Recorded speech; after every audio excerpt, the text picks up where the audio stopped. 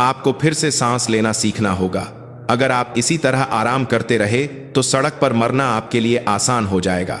मुंबई के बांद्रा की एक शांत गली में धर्म क्षेत्र नामक साइन बोर्ड वाले जिम के अंदर, पसीने और गर्मी से भरे स्थान के केंद्र में मेजर आरवी सिंह, नहीं अब कोच आरवी ने धीमी आवाज में कहा। उसकी आवाज शांत थी, लेकिन तेज संगीत और भारी सांसों के बीच वह प्रशिक्षु के कानों में घुस गई। प्रतिद्वंद्वी एक विशाल आदमी था। उसने आत्मविश्वास से भरे चेहरे के साथ स्पैरिंग के लिए चुनौती दी थी, लेकिन 3 मिनट से भी कम समय में वह फर्श पर पड़ा था। आदमी हाँफ रहा था और आरवी ने उसे भावशून्य आंखों से देखा। उसके कोयले जैसे काले लंबे बाल बड़े करीने से एक पोनीटेल में बंधे थे और बिना किसी तामझाम के काले ट्रैक सूट में उसका शरीर एक काले तेंदुए जैसा लग रहा था। 32 साल की एक महिला जिसमें अविश्वसनीय तनाव और उससे भी अधिक अविश्वसनीय रूप से गहरी आंखें थीं। मैंने तुम्हारी पसलियां नहीं तोड़ी हैं, इसलिए चिंता मत करो। जब तुम्हारी सांसें बिखरती हैं तो तुम्हारा संतुलन बिगड़ जाता है। तुम्हारा पर्पस का साथ है, और जब संतुलन बिगड़ जाता है तो सब कुछ खत्म हो जाता है, याद रखना। उसने ठंडे शब्द फेंके और दूसरे प्रशिक्षुओं की ओर सिर हिलाया। यह कक्षा के अंत का संकेत था। प्रशिक्षुओं ने जैसे कि एक समझौते के तहत एक दूसरे को और आरवी को झुककर प्रणाम किया और अपना प्रशिक्षण समाप्त किया। यह धर्म क्षेत्र केवल एक फिटनेस क्लब नहीं था, यह एक ऐसी जगह थी जहां वह सेना में सीखी और सिखाई गई वास्तविक युद्ध कला, कलरिपेट्टू पर आधारित अपनी आत्मरक्षा तकनीक सिखाती थी। अधिकांश छात्र पूर्व सैनिक या पुलिसकर्मी थे, या ऐसे व्यवसायों में लगे लोग थे जो खतरे में थे, जो उसकी प्रतिष्ठा के बारे में सुनकर आए थे। कोच, आप सच में अद्भुत हैं। वह आदमी दूसरे जिम में काफी जाना माना था। एक मध्यम आयु वर्ग के प्रशिक्षु ने चेंजिंग रूम की ओर जा रही आरवी से कहा। आरवी ने हल्के से मुस्कुराते हुए जवाब दिया। उसका अहंकार उसकी क्षमता से बड़ा था। ऐसे लोग एक दिन बुरी तरह चोटिल होते हैं। मेरे हाथों हारना उसके लिए एक दवा की तरह है। उसके शब्दों में एक गहरा अर्थ था। यह सिर्फ तकनीक नहीं, बल्कि जीवित रहने का दर्शन सिखाने का गर्व था। यही भारत की सबसे कम उम्र की मार्कोस महिला मेजर, प्रसिद्ध युद्ध कला प्रशिक्षक आरवी सिंह का वर्तमान स्वरूप था। सभी प्रशिक्षुओं के जाने के बाद खाली जिम में अकेली आरवी ने पसीने से सने फर्श पर पोछा लगाया। खूनी युद्ध के मैदान को छोड़कर इस पसीने से भरी जगह पर अपना घर बनाए हुए 2 साल हो गए थे। अब सेना की वर्दी से ज्यादा ट्रैक सूट और बंदूक से ज्यादा लाठी उसके लिए परिचित थी।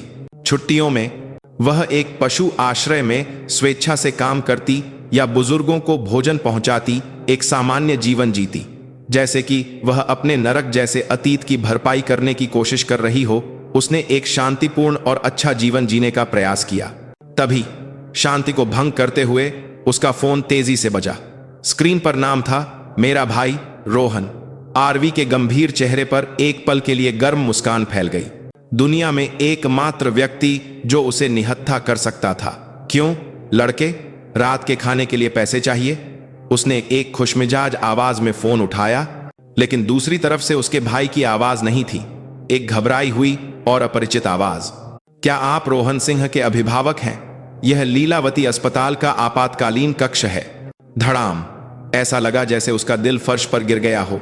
आरवी के हाथ से फोन लगभग फिसल गया। हाँ, आपने अभी क्या कहा? मरीज पर हमला हुआ है और उसे यहां लाया गया है। आपको जल्द से जल्द आना होगा। हमला, आपातकालीन कक्ष, 2 शब्द उसके दिमाग में एक कील की तरह चुभ गए। आरवी की आंखों से गर्माहट पल भर में गायब हो गई। उसकी जगह अतीत के दिनों की वह भयानक ठंडक लौट आई, जब वह दुश्मन के दिल पर निशाना साधती थी। बांद्रा से अस्पताल तक वह कैसे गाड़ी चलाकर गई उसे याद नहीं। धुंधली दृष्टि में अनगिनत लाल बत्तियां गुजरती गईं और हॉर्न की आवाज के बजाय उसके कानों में उसके भाई की बचपन की हंसी की गूंज थी। जब वह आपातकालीन कक्ष में पहुंची तो उसने जो दृश्य देखा वह नरक था। रोहन, बिस्तर पर लेटे उसके भाई। रोहन सिंह का चेहरा इतना सूजा हुआ था कि उसे पहचानना भी मुश्किल था। एक हाथ में प्लास्टर था और उसके होंठ फटे हुए थे और खून जमा हुआ था। बगल के बिस्तर पर रोहन की प्रेमिका प्रिया खून जमा कान करे सफेद पड़े चेहरे के साथ रो रही थी। उसके चेहरे पर भी चोट के निशान साफ थे। दीदी, रोहन ने मुश्किल से अपनी आंखें खोलीं और उसे पुकारा। आरवी ने कांपते हाथों से अपने भाई के सूजे हुए गालों को छुआ। एक ठंडी आग उसकी रीढ़ से होते हुए उसके सिर तक चढ़ गई। यह किसने किया? किस कमीने ने मेरे भाई का यह हाल किया? उसकी आवाज बर्फ की तरह ठंडी थी। आपातकालीन कक्ष की शोरगुल वाली हवा उसके चारों ओर जमती हुई महसूस हुई। बगल में प्रिया ने सिसकते हुए बोलना शुरू किया। आरवी दी, वो जिस ढाबे पर हम अक्सर जाते हैं उसके मालिक से कुछ गुंडे पैसे ऐंठ रहे थे। रोहन ने यह देखा और कहा कि वह इसे नजरअंदाज नहीं कर सकता, और जब उसने उन्हें रोकने की कोशिश की, गुंडे, उन बड़े आदमियों ने दुकान तोड़ दी और मालिक को पीटने लगे। इसलिए रोहन ने चिल्लाकर कहा कि वह पुलिस को बुलाएगा। अचानक वे हमारी ओर आए और बस हमें पीटने लगे। प्रिया के शब्द टूटे हुए थे, लेकिन स्थिति को समझने के लिए पर्याप्त थे। आरवी की आंखें चाकू की धार की तरह तेज हो गईं। उन कमीनों के नाम या वे कहां से हैं, कुछ सुना? मैं बहुत डर गई थी। मुझे ठीक से याद नहीं है, लेकिन एक आदमी दूसरे को मामा कह रहा था और उन्होंने कहा कि वे धारावी से हैं। धारावी, मामा। दो सुराग आरवी के दिमाग में अंकित हो गए। उसने अपने भाई के माथे को सहलाया, जो फिर से बेहोश हो गया था, और चुपचाप उठी।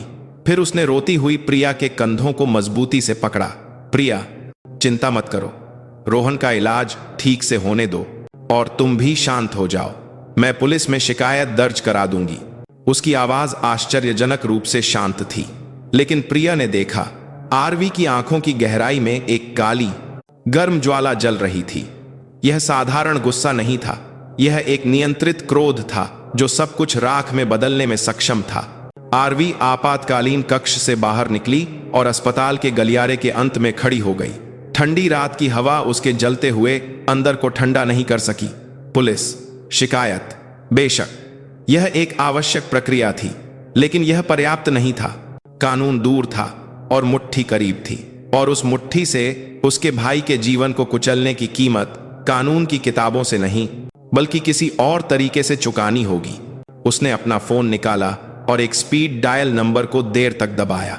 यह सेना के दिनों का उसका जूनियर था, जो अब मुंबई पुलिस की क्राइम ब्रांच में एक टीम लीडर था, जिसके साथ उसने जीवन और मृत्यु साझा की थी। मैम, क्या हुआ? सूरज, मुझे तुम्हारी मदद चाहिए।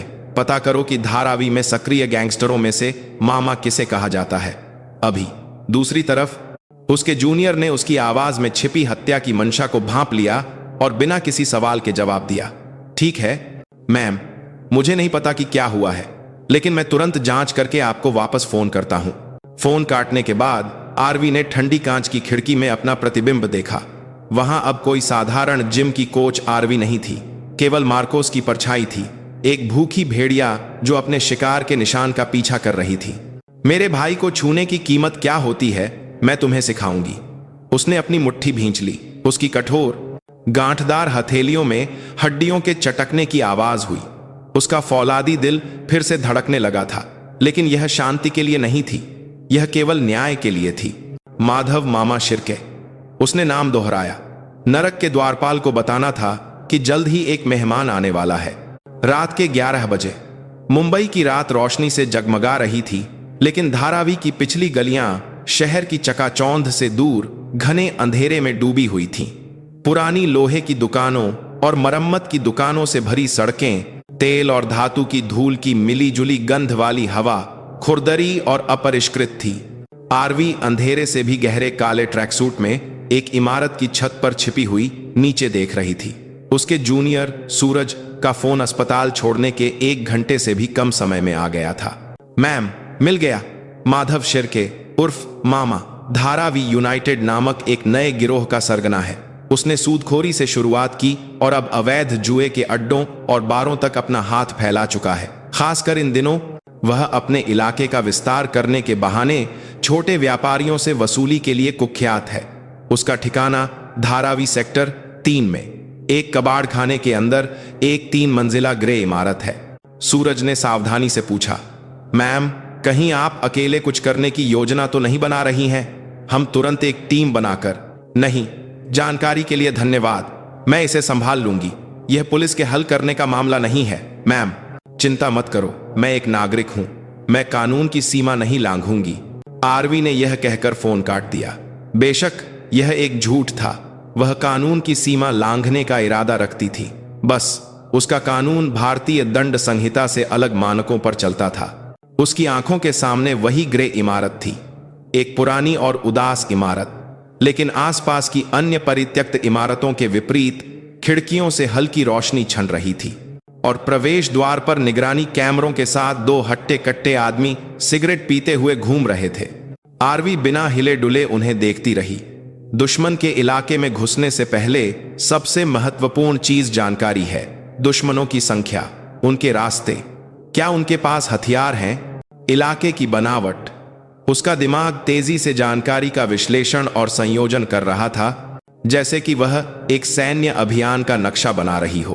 पहली मंजिल के प्रवेश द्वार पर दो, दूसरी और तीसरी मंजिल की खिड़कियों से कभी कभार दिखने वाले लोगों को देखते हुए अंदर कम से कम 10 लोग हैं। वे लापरवाह थे। उनकी हरकतों में एक अहंकार था। यह कल्पना भी नहीं कर सकते थे कि कोई उनके इलाके में उन पर हमला करने की हिम्मत करेगा। सीधे हमला करना मूर्खता है। सांप का सिर काटने से पहले उसके शरीर के जोड़ों को तोड़ना होगा। वह चुपचाप छत की रेलिंग पर चढ़ गई और बिना आवाज किए बगल की इमारत में कूद गई। एक बिल्ली जैसी हरकत। कुछ छलांगों के बाद वह माधव के ठिकाने के पीछे सबसे अंधेरे और सबसे गुप्त कोने में पहुंच गई। इमारत के पीछे खाने के कचरे के डिब्बे और विभिन्न प्रकार का कबाड़ बेतरतीब ढंग से पड़ा हुआ था और उसकी नजर दूसरी मंजिल के बाथरूम की एक छोटी खिड़की पर पड़ी। बिना लोहे की सलाखों वाली एक पुरानी एल्यूमीनियम की खिड़की लक्ष्य निर्धारित हो गया था। उसने पास पड़े एक पाइप को लीवर के रूप में इस्तेमाल किया और गैस पाइप के सहारे बिना आवाज किए दीवार पर चढ़ गई। यह विशेष बलों में नियमित रूप से किया जाने वाला घुसपैठ का प्रशिक्षण था। उसका शरीर बिना किसी त्रुटि के चला और कुछ सांसों में वह दूसरी मंजिल की खिड़की तक पहुंच गई। खिड़की, जैसा कि अपेक्षित था, आसानी से खुल गई। बाथरूम में घुसकर आरवी ने अपनी सांस रोकी और अंदर की आवाजों को सुनने लगी। गलियारे से आती ऊंची हंसी, मेज पर ताश के पत्तों के पटकने की आवाज, गालियां। वे पूरी तरह से असावधान थे। आरवी ने धीरे धीरे बाथरूम का दरवाजा खोला और गलियारे में जाने के बजाय उसने बगल के एक छोटे से स्टोर रूम का दरवाजा खोला और अंदर चली गई। ऑपरेशन का सार आश्चर्य और एक एक करके खत्म करना है। जल्द ही एक आदमी सीटी बजाता हुआ बाथरूम की ओर गया। क्या यह मेरे भाई पर हमला करने वाले समूह में से एक है? कोई फर्क नहीं पड़ता। इस इमारत के अंदर हर कोई उसका दुश्मन था। जैसे ही उस आदमी ने बाथरूम का दरवाजा खोला और अंदर कदम रखा, आरवी स्टोर रूम से बाहर निकली और उसके पीछे पहुंची। ओह! आदमी ठीक से चीख भी नहीं पाया। आरवी का हाथ स्टील की तरह उसकी गर्दन के चारों ओर लिपट गया, जबकि दूसरे हाथ ने उसका मुंह बंद कर दिया। एक क्लासिक रियर नेकेड चोक। उसे महसूस हुआ कि आदमी के शरीर से ताकत निकल रही है। आरवी ने उसके बेहोश होने से ठीक पहले अपनी पकड़ ढीली की और उसके कान में फुसफुसाया, माधव, मामा कहाँ है? आदमी ने डर से अपनी आंखें घुमाई। अगर मैंने बताया तो क्या तुम मुझे जाने दोगी? यह तुम्हारे जवाब पर निर्भर करता है। तीसरी मंजिल पर, बॉस के कमरे में। जैसे ही आदमी का जवाब खत्म हुआ, आरवी ने उसकी गर्दन की कैरोटिड धमनी को सटीक रूप से दबाकर उसे बेहोश कर दिया और उसके शरीर को स्टोर रूम में खींचकर फेंक दिया। पहला, दूसरा शिकार तुरंत दिखाई दिया। गलियारे में नशे में धुत एक आदमी लड़खड़ा रहा था। अरे राजू, बाथरूम में क्या कर रहा है? जल्दी बाहर आ। जैसे ही आदमी बाथरूम की ओर आया, आरवी, जो गलियारे में लाइट स्विच बंद कर रही थी, अंधेरे में उसके सामने खड़ी हो गई। कौन है? जैसे ही आदमी ने घबराकर चिल्लाया, आरवी का मुक्का बिजली की तरह उसके सोलर प्लेक्सस में जा लगा। उफ! एक कराह के साथ आदमी की कमर झुक गई। आरवी ने उसका सिर पकड़ा और दीवार पर दे मारा। एक क्रूर और संक्षिप्त हमला। दूसरा, पलक झपकते ही दो लोगों को निपटाने के बाद गलियारे के अंत में ताश खेल रहे समूह को कुछ गड़बड़ महसूस हुई और वे अपनी सीटों से उठ खड़े हुए। अबे, क्या हुआ? इतनी शांति क्यों है? 3 आदमी गालियां बकते हुए गलियारे की ओर बढ़े। अंधेरे में उन्होंने जो देखा वह एक गिरा हुआ साथी और उसके पीछे एक काली परछाई थी। यह क्या है? इससे पहले कि वे स्थिति को समझ पाते, आरवी पहले ही हरकत में आ चुकी थी। उसने फर्श पर पड़ी एक खाली शराब की बोतल को अपने पैर से उछाला। एक परवलय में उड़ती हुई बोतल सबसे आगे चल रहे आदमी के माथे पर सटीक रूप से लगी। क्रैक की आवाज के साथ आदमी गिर गया। बचे हुए 2 लोग हैरान रह गए और उन्होंने अपनी जेब से फोल्डिंग चाकू निकाल लिए। यह पागल औरत, लेकिन उनकी धमकी का आरवी पर कोई असर नहीं हुआ। इसके बजाय उसकी आंखें एक शिकारी की तरह चमक उठीं, जिसने अपना शिकार देख लिया हो। चाकू का इस्तेमाल ऐसे नहीं करते। आरवी ने नीचे झुककर दौड़ लगाई और एक आदमी का पैर फंसाकर उसे गिरा दिया।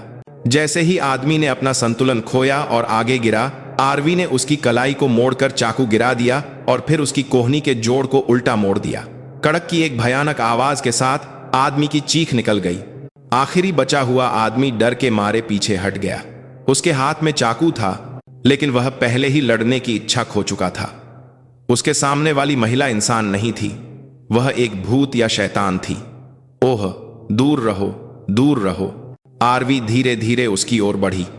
हर कदम के साथ आदमी डर से पीछे हटता गया और जब अंत में उसकी पीठ दीवार से लग गई तो आरवी की आवाज उसके कानों में गूंजी। मेरे भाई ने भी ऐसा ही कहा होगा, जैसे तुम्हारे साथियों ने कहा था, दूर रहो, दर्द हो रहा है। जैसे ही ये शब्द खत्म हुए, आरवी का हाथ बिजली की तरह बढ़ा और आदमी के हाथ से चाकू आसानी से छीन लिया। फिर उसने चाकू के हैंडल से आदमी की कनपटी पर जोर से मारा। आदमी एक चीख भी नहीं निकाल पाया और वहीं ढेर हो गया। दूसरी मंजिल को पल भर में साफ कर दिया गया। फर्श पर कराहते हुए गुंडे थे और खून के बजाय डर फैला हुआ था। आरवी ने एक पल के लिए अपनी सांसें थामी। उसकी सांसें बिल्कुल भी नहीं बिगड़ी थीं। यह कोई लड़ाई नहीं थी, यह एक तरफा सफाया था। अब केवल तीसरी मंजिल बची थी। मुख्य अपराधी माधव मामा शिर्के। आरवी सीढ़ियों की ओर बढ़ी। पुरानी चरमराती सीढ़ियों पर चढ़ते हुए उसके कदमों की आहट पूरी इमारत में भयानक रूप से गूंजती हुई लग रही थी। तीसरी मंजिल पर पहुंचने पर एक कसकर बंद लोहे का दरवाजा उसके रास्ते में आ गया। बॉस का कमरा लिखा एक साइन बोर्ड लगा हुआ था। अंदर से, जैसे कि नीचे के हंगामे को सुन लिया हो, एक तनावपूर्ण आवाज छनकर आ रही थी। क्या हुआ? अरे, वहां कोई है? यह माधव की आवाज थी। आरवी ने जवाब देने के बजाय दरवाजे का हैंडल पकड़ा और जोर लगाया। वह बंद था। फिर उसने बिना किसी हिचकिचाहट के कुछ कदम पीछे हटकर सीधे दरवाजे की ओर दौड़ लगा दी। सेना में सीखी गई तकनीकों में से एक, दरवाजा तोड़ने की तकनीक। जैसे ही उसका कंधा दरवाजे के केंद्र से टकराया, धड़ाम की एक भयानक आवाज के साथ पुराना लोहे का दरवाजा कागज की तरह मुड़कर खुल गया। दरवाजे के अंदर भव्य लेकिन भद्दे फर्नीचर से भरे एक ऑफिस के केंद्र में एक आदमी हैरान चेहरे के साथ खड़ा था। 40 के दशक के मध्य में, एक महंगे सूट में, लेकिन उसका व्यवहार खुरदरा और सस्ता था। उसके चेहरे पर नीचता और लालच भरा हुआ था। माधव मामा शिर्के। उसके बगल में एक बैल जैसे डील डॉल वाला आदमी अपनी मुट्ठियां भींचे खड़ा था। माधव ने टूटे हुए दरवाजे और उसके सामने खड़ी एक पतली महिला को बारी बारी से देखा, एक अविश्वसनीय अभिव्यक्ति के साथ। तुम कौन हो? आरवी धीरे धीरे ऑफिस में चली गई और ठंडे स्वर में जवाब दिया, मैं उस लड़के की बड़ी बहन हूं जिसे तुम्हारे लोगों ने छुआ था, रोहन सिंह। तभी माधव के चेहरे पर एक व्यंग्यात्मक मुस्कान उभरी। आहा, उस ढीठ कमीने की बहन। तो तुम बदला लेने आई हो? देखो लड़की, ये तुम्हारे घूमने की जगह नहीं है। अगर तुम चुपचाप चली जाओ तो मैं तुम्हें जिंदा छोड़ दूंगा। आरवी ने जवाब नहीं दिया। इसके बजाय उसकी नजर माधव के बगल में खड़े विशाल आदमी पर गई। उस विशाल आदमी ने उसे देखकर हंसते हुए अपने हाथ में एक पीतल का नकल पहना। बॉस, इसे मैं संभाल लूंगा। मैं इसे ऐसा बना दूंगा कि इसकी हड्डियां भी नहीं मिलेंगी। माधव अपनी कुर्सी पर अहंकार से बैठ गया और मुंह में सिगार लगा लिया। ठाकुर, इसे ज्यादा बुरी तरह से मत मारना। इसका चेहरा सुंदर है, शायद बाद में काम आए। उस शब्द पर आरवी की आंखें एक पल के लिए नरक की आग की तरह जल उठीं। उसके मुंह से एक बर्फीला शब्द निकला, अपने बॉस को बता देना कि तुम्हें धर्म क्षेत्र की आरवी सिंह ने भेजा है। ठाकुर ने एक भ्रमित अभिव्यक्ति के साथ देखा, जैसे कि उसे समझ नहीं आया कि इसका क्या मतलब है। लेकिन माधव अलग था। उसने उस नाम को स्पष्ट रूप से याद किया था जो उसने नीचे बेहोश होने से ठीक पहले अपने एक आदमी से सुना था, धर्म क्षेत्र की आरवी सिंह। उसके सामने यह महिला सिर्फ एक जिम की कोच, ने उसके पूरे अड्डे को तबाह कर दिया था और यहां तक पहुंच गई थी। मार डालो उसे, माधव का धीमा आदेश गिरा। ठाकुर दहाड़ता हुआ आरवी की ओर दौड़ा। उसका भारी शरीर फर्श को हिला रहा था, लेकिन आरवी हटी नहीं। इसके बजाय उसने उस भारी भरकम मालगाड़ी की ओर सीधे कदम बढ़ाया। मुकाबला एक ही चाल में तय हो गया। ठाकुर का मुक्का उसके शरीर जितना ही खतरनाक था। पीतल के नकल वाला मुक्का हवा को चीरता हुआ आरवी के चेहरे की ओर बढ़ा। एक सामान्य व्यक्ति उस दबाव में दबकर बचने या रोकने की कोशिश करता, लेकिन आरवी अलग थी। उसकी आंखों में प्रतिद्वंद्वी के हमले का रास्ता, संतुलन का बदलाव और सांस लेना, सब कुछ धीमी गति में एक तस्वीर की तरह दिखाई दे रहा था। उसने आने वाले मुक्के की ओर अपने शरीर को थोड़ा सा घुमाया और उसी समय अंदर की ओर घुस गई। जैसे ही ठाकुर का भारी शरीर उसके पास से गुजरा, आरवी का हाथ बिजली की गति से उसकी बांह के अंदरूनी हिस्से पर, जहां नसें केंद्रित होती हैं, लगा। कराह! ठाकुर के मुंह से एक छोटी सी कराह निकली। विशाल शरीर एक पल के लिए कांप गया और उसके मुक्के की ताकत ढीली पड़ गई। आरवी ने उस क्षणिक अवसर को नहीं छोड़ा। वह उसी घुसी हुई स्थिति से घूमी और ठाकुर के पीछे चली गई। फिर उसने उसके असंतुलित घुटने के पीछे एक नीची लात मारी। पहाड़ जैसा विशाल शरीर धड़ाम की एक भयानक आवाज के साथ ढह गया। ठाकुर, यह समझे बिना कि उसके शरीर के साथ क्या हुआ, फर्श पर घुटनों के बल गिर गया। आरवी पहले से ही उसके पीछे थी, उसकी गर्दन को अपनी बांह में जकड़े हुए। एक पाथा है रियर नेकेड चोक। हक खा। ठाकुर ने संघर्ष किया, लेकिन आरवी की बांह जो उसकी गर्दन को दबा रही थी, स्टील की तरह थी। उसका चेहरा तेजी से बैंगनी हो रहा था। कुर्सी पर बैठकर आराम से सिगार पी रहे माधव के चेहरे से मुस्कान गायब हो गई। उसने अपनी आंखें मलीं, जैसे कि वह विश्वास नहीं कर सकता। उसका सबसे शक्तिशाली आदमी उस पतली महिला से कुछ ही सेकंड में हार गया था। बस करो, माधव ने घबराकर चिल्लाया। आरवी ने उसकी बात सुनी और ठाकुर को फर्श पर फेंक दिया, जैसे कि वह कचरा हो। ठाकुर एक कुत्ते की तरह जमीन पर पड़ा, हांफता और लगातार खांसता रहा। आरवी धीरे धीरे उठी और माधव की ओर मुड़ी। उसके चेहरे पर कोई भाव नहीं था। वह भाव शून्यता माधव के लिए शैतान के चेहरे से भी ज्यादा भयानक थी। मजेदार खेल खत्म, अब असली सबक शुरू होगा, आरवी ने धीरे से कहा। उस आवाज में माधव ने एक सहज खतरा महसूस किया और अपनी सीट से उछल पड़ा। उसने कांपते हाथों से अपनी मेज की दराज खोली और कुछ निकाला। यह एक तेज धार वाला रामपुरी चाकू था। ओ, दूर रहो, अगर तुम और पास आई तो तुम इस चाकू से मर जाओगी, पागल औरत। माधव ने चाकू आगे करके धमकाया, लेकिन उसके पैर कांप रहे थे। आरवी ने उसकी दयनीय स्थिति को घृणा से देखा। सबक नंबर 1, हथियार उसे उठाना चाहिए जो उसका उपयोग करने के योग्य हो। जैसे ही शब्द खत्म हुए, आरवी ने मेज पर रखे भारी क्रिस्टल एशट्रे को उठाया और माधव की ओर फेंक दिया। माधव ने सहज रूप से चाकू घुमाकर एशट्रे को हटा दिया। क्रैश की आवाज के साथ एशट्रे टुकड़ों में बिखर गया। यही वह क्षण था, 0.5 सेकंड का अंतराल, जब माधव की नजर एशट्रे पर थी। आरवी पहले ही मेज पर से उछलकर उसकी ओर बढ़ चुकी थी। आह! माधव की आंखों में आरवी का चेहरा, जो उसके ठीक सामने था, बड़ा हो गया। उसके हाथ ने सटीक रूप से उसकी चाकू वाली कलाई को पकड़ लिया और फिर बिना किसी अतिरिक्त हरकत के उसने कलाई के जोड़ को मोड़ दिया। हुआ आह!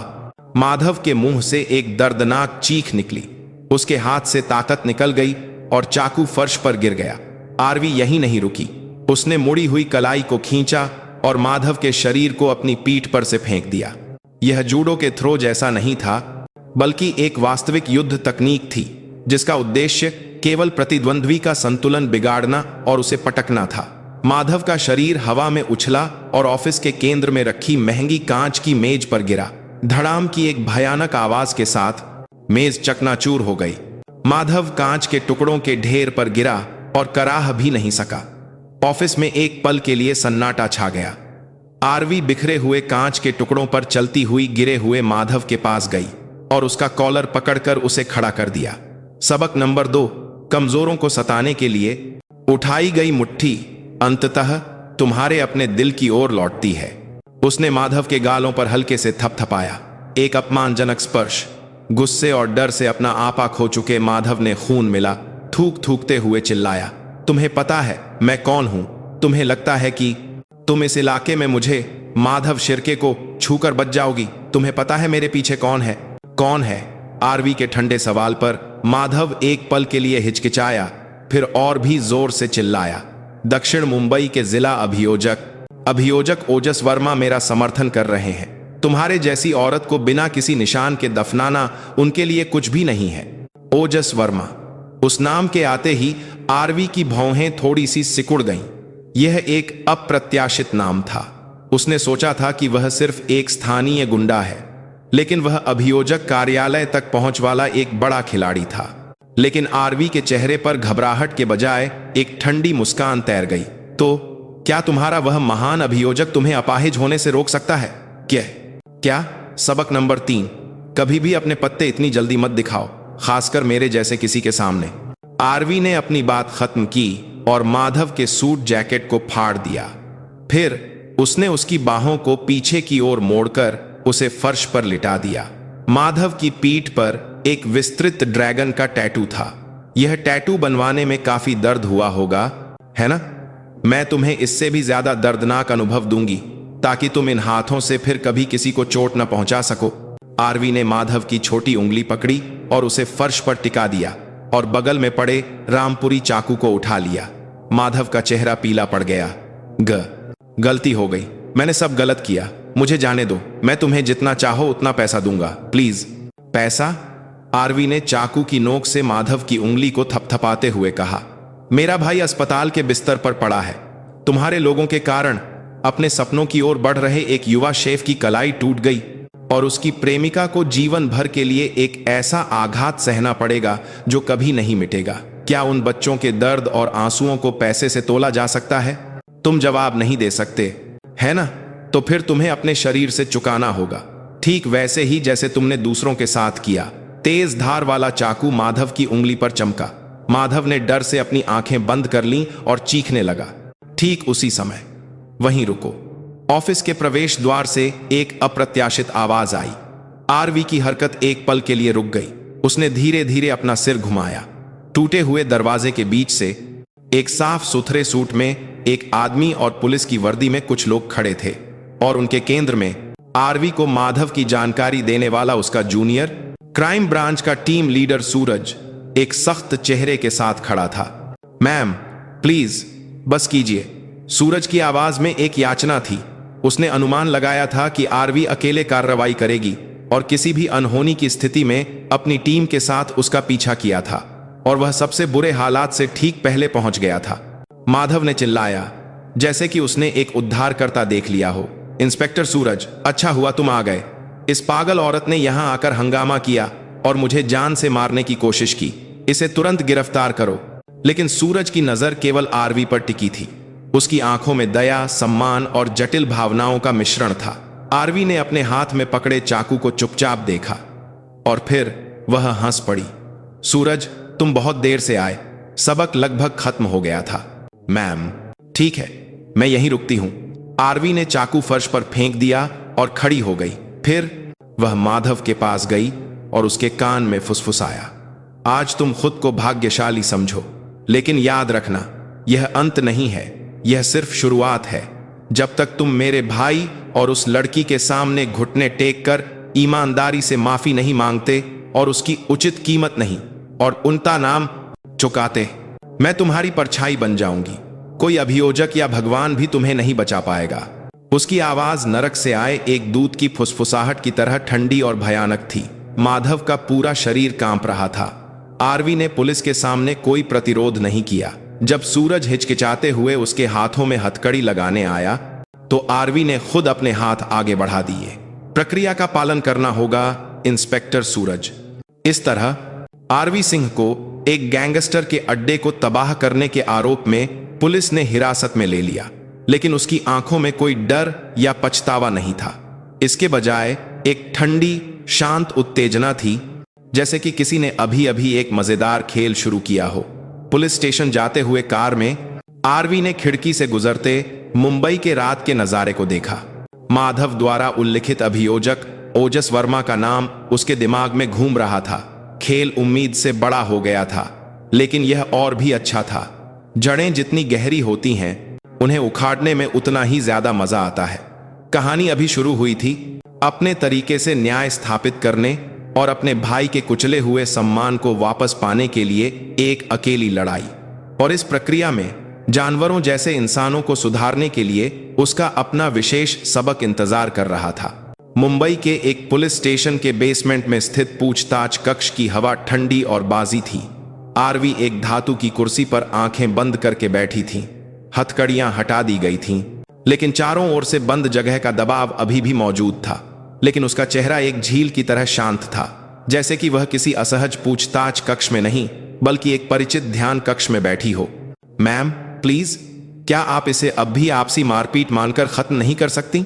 सामने बैठे टीम लीडर सूरज ने कहा, जैसे कि वह अपनी जलती हुई भावनाओं को व्यक्त कर रहा हो।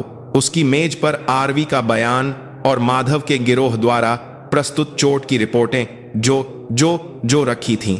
3 से 8 सप्ताह की चोटें। उन्हें जो नुकसान हुआ था वह स्पष्ट रूप से गंभीर था। दूसरी ओर आरवी के शरीर पर एक खरोंच भी नहीं थी। कानून इस स्थिति को एक तरफा हमले के रूप में परिभाषित कर रहा था। सूरज, आरवी ने धीरे धीरे अपनी बंद आंखें खोली। उसकी आंखें फ्लोरोसेंट रोशनी के नीचे भी गहरी और शांत थीं। मैं उस अड्डे पर क्यों गई थी? वह आपके भाई के कारण था, मैं समझता हूं, लेकिन मेरा भाई अभी भी अस्पताल में है। उसकी हड्डियां टूट गई हैं और मानसिक आघात के कारण वह हर रात बुरे सपने देखता है। उसकी प्रेमिका किसी भी अजनबी आदमी को देखकर कांपने लगती है। लेकिन जिन लोगों ने उन बच्चों पर हिंसा की, वे अभी कहां और क्या कर रहे होंगे? सूरज जवाब नहीं दे सका। माधव शिर्के और उसके लोगों से पीड़ित के रूप में पूछताछ की गई थी और वे एक वकील के साथ गर्व से पुलिस स्टेशन से बाहर चले गए थे। वे शायद अभी किसी महंगे बार में जश्न मना रहे होंगे। ठीक उसी समय पूछताछ कक्ष का दरवाजा खुला और एक अजनबी आदमी अंदर आया। एक शानदार ब्रांडेड सूट, तेल लगे और कंघी किए हुए बाल, एक तेज तर्रार नजर वाला 30 के दशक का आदमी जिसमें अहंकार भरा हुआ था। उसने सूरज पर एक हल्की नजर डाली और आरवी के सामने एक कुर्सी खींचकर बैठ गया। नमस्कार, मैं मुंबई जिला अभियोजक कार्यालय से अभियोजक कबीर मेहरा हूं। सूरज का चेहरा सख्त हो गया। जिला अभियोजक कार्यालय का एक अभियोजक एक साधारण मारपीट के मामले में सीधे एक पुलिस स्टेशन के पूछताछ कक्ष में आया था। यह एक असाधारण घटना थी और उसे उस नाम के पीछे एक विशाल अदृश्य छाया, अभियोजक ओजस वर्मा की उपस्थिति का एहसास हुआ। कबीर मेहरा ने फाइलों को पलटते हुए एक व्यंग्यात्मक लहजे में बोलना शुरू किया। आरवी सिंह, है ना?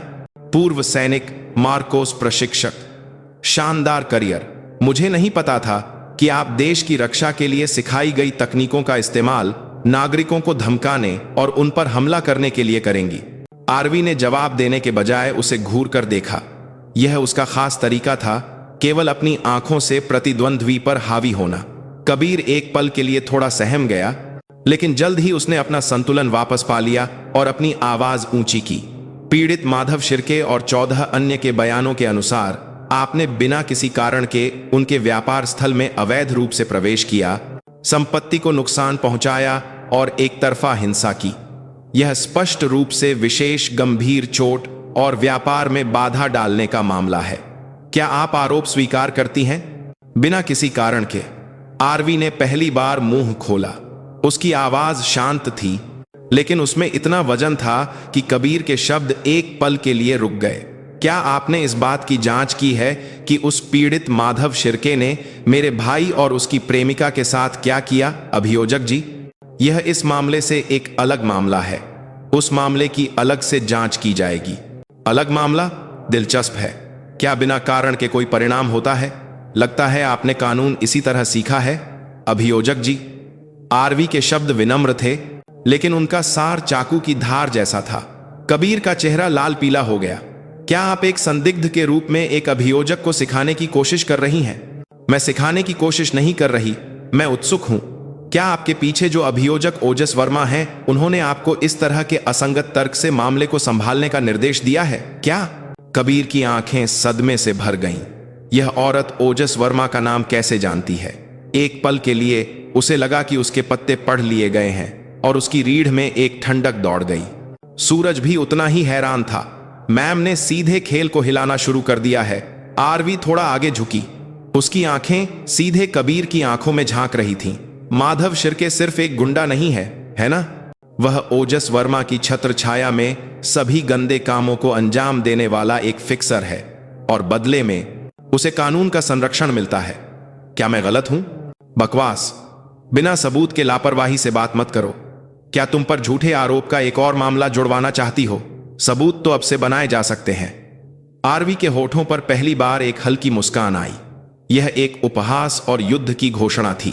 आरवी के होठों पर पहली बार में बाद के आरोप के साथ मनतारे, अभियोजक कबीर मेहरा, आप अभी एक बहुत बड़ी गलती कर रहे हैं। आप जिस सड़े हुए सहारे माधव शिर्के को पकड़े हुए हैं, उससे आपका साफ सुथरा अभियोजक का चोगा भी गंदा हो सकता है।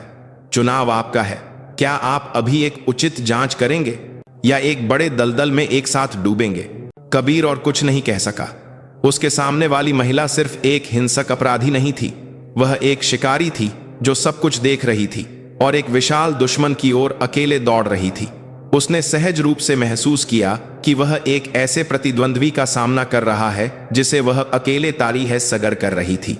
संभाल नहीं सकता। अंततः आरवी को कुछ घंटों बाद रिहा कर दिया गया। अपर्याप्त सबूत और आपसी गलती की संभावना के एक अस्पष्ट कारण के तहत यह अभियोजक कबीर मेहरा द्वारा मामले को जल्दबाजी में बंद करने और पुलिस स्टेशन से भाग जाने का परिणाम था। लेकिन आरवी जानती थी यह कोई जीत नहीं थी। यह केवल इस बात की पुष्टि थी कि कानूनी प्रणाली कितनी आसानी से भ्रष्ट हो सकती है, और अब दुश्मन उसे और भी चालाक और नीच तरीकों से दबाने की कोशिश करेंगे। पुलिस स्टेशन की लॉबी में जैसे ही आरवी दरवाजे से बाहर निकलने वाली थी, माधव शिर्के ने उसका रास्ता रोक लिया।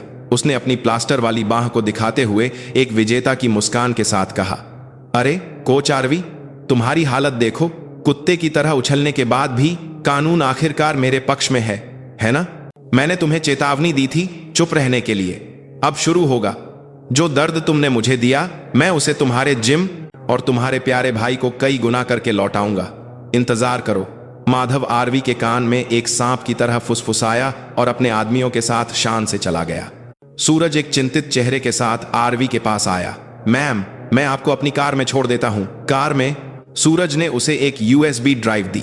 यह अभियोजक ओजस वर्मा के बारे में जानकारी है। यह एक फाइल है जिसकी हम आंतरिक रूप से जांच कर रहे थे, लेकिन जांच बार बार ऊपर से रोक दी गई थी। सावधान रहिएगा। मैम, प्रतिद्वंद्वी सिर्फ एक गुंडा नहीं है, वह अभियोजक की शक्ति से समर्थित एक राक्षस है। धन्यवाद सूरज, आरवी ने संक्षेप में जवाब दिया और खिड़की से बाहर देखने लगी। उसका दिमाग पहले से ही अगले कदम की योजना बना रहा था। बांद्रा में, उस गली में जहां उसका जिम धर्म क्षेत्र स्थित था, आरवी की कार अचानक रुक गई। धर्म क्षेत्र की बड़ी कांच की खिड़की चकनाचूर हो गई थी और सफेद दीवार पर लाल स्प्रे पेंट से तोड़ो शब्द के साथ साथ गंदी गालियां लिखी हुई थीं। माधव का बदला उसकी उम्मीद से कहीं ज्यादा तेज और नीच तरीके से शुरू हो गया था। आरवी ने टूटे हुए जिम को कुछ देर तक चुपचाप देखा। गुस्सा, दुख, ऐसी कोई भावना नहीं थी। इसके बजाय उसका दिल बर्फ की तरह ठंडा हो गया। हाँ, ऐसे ही बाहर आना चाहिए। उसने कार से उतरकर फर्श पर बिखरे कांच के टुकड़ों पर अपने जूते से कदम रखा। चर्रर की आवाज ने रात की शांति को भंग कर दिया। सबक, चरण 2, शुरू। उसके मुंह से निकली धीमी फुसफुसाहट एक नए युद्ध की शुरुआत का प्रस्ताव थी। अगली सुबह आरवी चुपचाप टूटे हुए कांच के टुकड़ों को समेट रही थी। रात भर अकेले जिम की सफाई करने के बाद उसके चेहरे पर थकान के बजाय एक और भी दृढ़ संकल्प था। बर्बाद हुए जिम को देखकर प्रशिक्षुओं ने मदद की पेशकश की, लेकिन उसने विनम्रता से मना कर दिया। यह एक ऐसी लड़ाई थी जिसे उसे पूरी तरह से अकेले लड़ना था। सफाई खत्म करने के बाद वह सीधे अस्पताल गई। रोहन को रात में बुखार चढ़ गया था और वह कराह रहा था। उसकी देखभाल कर रही प्रिया ने एक थके हुए चेहरे के साथ आरवी का स्वागत किया। दीदी, माफ करना, यह सब हमारी वजह से हुआ। यह तुम्हारी गलती नहीं है। आरवी ने प्रिया के कंधे को थपथपाया और सो रहे रोहन के माथे पर एक गीला कपड़ा रखा। रोहन ने नींद में कराहते हुए कहा, दीदी माफ करना, तुमने कहा था कि तुम अब एक सामान्य जीवन जीना चाहती हो। उस शब्द पर आरवी का दिल धक से रह गया। सामान्य जीवन, वह चीज जो वह इतनी शिद्दत से चाहती थी, लेकिन अब उसे एहसास हुआ एक सच्चा सामान्य जीवन वह नहीं है जहां कुछ भी नहीं होता, बल्कि एक ऐसा जीवन है जहां आपके पास उन चीजों की रक्षा करने की ताकत होती है जिन्हें आप संजोते हैं। आरवी ने रोहन का हाथ कसकर पकड़ लिया। चिंता मत करो रोहन, दीदी सब ठीक कर देगी। तुम बस जल्दी ठीक होकर स्वादिष्ट खाना बनाने के बारे में सोचो। उसकी आवाज बेहद कोमल थी, लेकिन उसमें जो वादा था वह स्टील से भी ज्यादा भारी था। अस्पताल से निकलकर आरवी अपने छोटे से अपार्टमेंट में लौट आई। उसने सूरज द्वारा दी गई यूएसबी को अपने लैपटॉप में लगाया। स्क्रीन पर अभियोजक ओजस वर्मा से संबंधित कई भ्रष्टाचार के आरोपों की फाइलें दिखाई दी। विभिन्न विकास परियोजनाओं में हितों का टकराव, बड़े कॉरपोरेट प्रमुखों का संरक्षण, यौन शोषण के आरोप, और हर मामले में माधव शिर्के और उसका धारावी यूनाइटेड एक फिक्सर के रूप में दिखाई दिए। वे ओजस के शिकारी कुत्ते और उसके काले धन को सफेद करने का एक माध्यम थे। सीधा टकराव असंभव है, वे कानून को एक हथियार के रूप में इस्तेमाल कर रहे हैं। आरवी ने सोचा, तो फिर मुझे उन नियमों से लड़ना होगा जो कानून की पहुंच से बाहर हैं।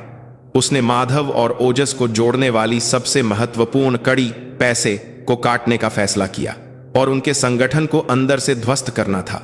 लेकिन अकेले यह मुश्किल था।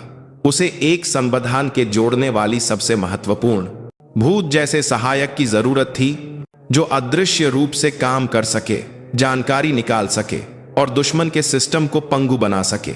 उसके दिमाग में केवल एक व्यक्ति आया। उसने कपड़े बदले और लोहार चौल की ओर चल पड़ी। भूल भुलैया जैसी जटिल व्यावसायिक इमारत की गहराई में घोस्ट कंप्यूटर रिपेयर्स नामक एक पुराना साइन बोर्ड दिखाई दिया। दरवाजा खोलने पर सभी प्रकार के पुर्जों और तारों के ढेर के बीच बिखरे बालों और चश्मे वाला एक आदमी एक मॉनिटर को घूर रहा था। बहुत समय हो गया जय, आरवी की आवाज पर आदमी ने धीरे धीरे अपना सिर उठाया। सेना के दिनों का सबसे अच्छा सूचना विश्लेषक और व्हाइट हैट हैकर जय। सेना में उसका कोड नेम घोस्ट था। मेजर आरवी सिंह, नहीं अब कोच, है ना? जय ने बिना किसी आश्चर्य के भावशून्य होकर कहा। सेना छोड़ने के बाद वह दुनिया से कटकर यहां रह रहा था। मुझे मदद चाहिए, आरवी ने सीधे कहा। मैं अब वह काम नहीं करता। जय ने अपनी नजर वापस मॉनिटर पर कर ली। उसकी उंगलियां कीबोर्ड पर कलाबाजी कर रही थीं। क्या आपने सेना की वर्दी इसलिए नहीं उतारी थी क्योंकि आपको पता चल गया था कि दुनिया कितनी गंदी है? तो फिर आप उस कीचड़ में वापस क्यों जाना चाहती हैं? मेरा भाई घायल हो गया है। आरवी के एक शब्द पर जय की उंगलियां एक पल के लिए रुक गईं। यह सिर्फ एक गुंडा नहीं है, उसके पीछे एक अभियोजक है। वे कानून के नाम पर कमजोरों को कुचल रहे हैं। वे उन राक्षसों से भी बदतर हैं जिनका हम विदेश में शिकार करते थे जब हम सेना में थे। वे राक्षस यहीं हमारे घर में थे। आरवी ने अपनी कहानी और ओजस और माधव के बीच के संबंध को शांति से समझाया। जय चुपचाप सुनता रहा। मैं उनकी बाहें और पैर तोड़ सकती हूं, लेकिन उनके दिल को रोकने के लिए मुझे उनके पैसे और सत्ता के कनेक्शन को काटना होगा, और उसके लिए मुझे तुम्हारी ताकत चाहिए। जय, तुम्हारे बिना यह नहीं हो सकता। जय काफी देर तक चुप रहा। उसने मॉनिटर स्क्रीन पर तैरते हुए जटिल कोड को देखा, फिर एक गहरी सांस ली। एक शर्त है, बोलो। जब यह काम खत्म हो जाएगा तो आप मेरे सामने फिर कभी नहीं आएंगी, और अगर हम जो कर रहे हैं वह दुनिया के सामने आ जाता है और हम पकड़े जाते हैं तो मैं आपको नहीं जानता। ठीक है। आरवी के चेहरे पर एक हल्की मुस्कान आई। जय ने अपना चश्मा ठीक किया और एक और मॉनिटर चालू किया। एक पेशेवर के चेहरे पर लौटकर उसने धीमी आवाज में पूछा, लक्ष्य कौन है? धारावी यूनाइटेड का बॉस माधव शिर्के और उनके सभी पैसे के स्रोत। जय की उंगलियां फिर से कीबोर्ड पर उड़ने लगीं, पहले की तुलना में एक अतुलनीय गति और सटीकता के साथ, जैसे कि एक महान संगीतकार जिसे अपनी कैद से मुक्त कर दिया गया हो अपने वाद्य यंत्र को बजा रहा हो। चलो देखते हैं उन महान गैंगस्टरों के खातों में कितनी धूल जमी है। कुछ घंटों बाद जय के मॉनिटर पर धारावी यूनाइटेड के छिपे हुए धन प्रवाह का एक मकड़ी के जाले जैसा नक्शा फैला हुआ था। अवैध ऑनलाइन सट्टेबाजी साइटों का संचालन, बारों से आय, बेनामी खातों का उपयोग करके मनी लॉन्ड्रिंग का विवरण, उनका काला साम्राज्य धीरे धीरे अपना असली चेहरा दिखा रहा था। बिंगो, जय ने धीरे से कहा। उसकी आंखें चश्मे के पीछे से तीक्ष्णता से चमक रही थीं। कचरे का ढेर उम्मीद से कहीं ज्यादा गंदा है। अब बड़ी सफाई शुरू होगी। आरवी चुपचाप यह सब देख रही थी। अगर उसकी मुट्ठी एक भौतिक शक्ति थी तो जय की उंगलियां एक तेज चाकू थीं जो अदृश्य रूप से दुश्मन के दिल में चुभती थीं। दोनों का जवाबी हमला अब अंधेरे में चुपचाप शुरू हो रहा था। सर्वर डाउन होने में 3, 2, 1 खत्म। लोहार चौल के एक अंधेरे ऑफिस में जय ने कीबोर्ड से हाथ हटाते हुए कहा।